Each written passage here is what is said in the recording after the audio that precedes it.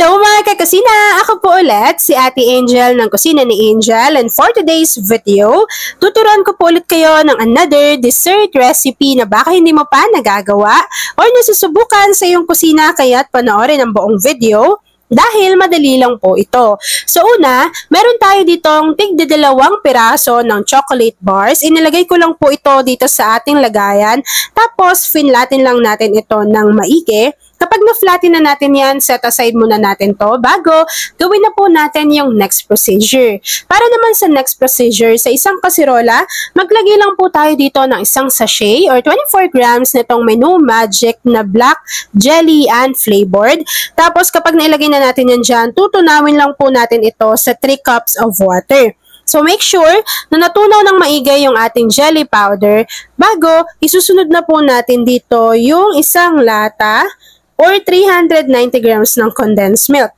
After adding ng ating condensed milk, maglagay na rin po tayo dito ng 370 ml ng evaporated milk at half teaspoon ng vanilla essence. Kapag napagsama-sama na natin yung mga ingredients natin dito sa ating kasirola, haluin lang po muna natin ito ng maigi para sure tayo na nag-combine sila dyang lahat bago buksan na po natin yung apoy sa ating kalan over medium to low heat at lulutuin lang po muna natin ito. Hintay lang natin na medyo uminit yung ating mixture at kapag medyo uminit na po iyan, maglagay na tayo dito at least half cup ng chocolate chips. So ilagay lang natin yan dito lahat, tapos unti-unti mas ma-enhance ng ating chocolate chips yung flavor ng ating dessert recipe. So habang hinahalo natin yan dyan mga kakusina at hinihintay po natin na kumulo yung ating mixture, please don't forget to like and follow yung ating Facebook page, Kusina ni Angel. Kung meron din po kayong Instagram, paki-follow na rin ako doon, Kusina ni Angel.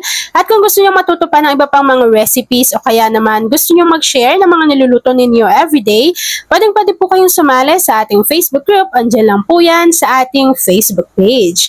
At ayan na nga mga kakusina, kapag nakita po natin na kumulo na yung ating chocolate mixture, pwede na po natin i-off yung apoy sa ating kalan at unti-unti po natin tong isasalin dito sa ating mga lagayan na meron na pong chocolate bars. So ilagay lang natin to dito lahat.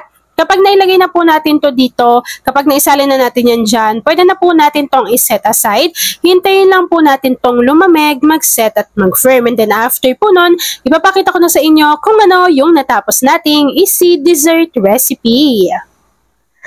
At ayan na nga mga kakusina, lumamig na or nag-set na yung ating dessert recipe. Naglagay lang ako ng konti pa na chocolate bar sa ibabaw. Tapos, pwede na po natin tong i-enjoy. At ayan na nga mga kakusina, tapos na naman po ang ating easy chocolate jelly cake in tab. Kung nagustuhan mo yung ating video, please like and share this video. At kung hindi ka pa nakakapag-subscribe sa aking YouTube channel na Kusina ni Angel, please click subscribe button, click mo na yung notification bell, click all para lagi kang updated sa bawat ina-upload kong mga videos. So yun lang mga kakusina. Thanks for watching and enjoy this video.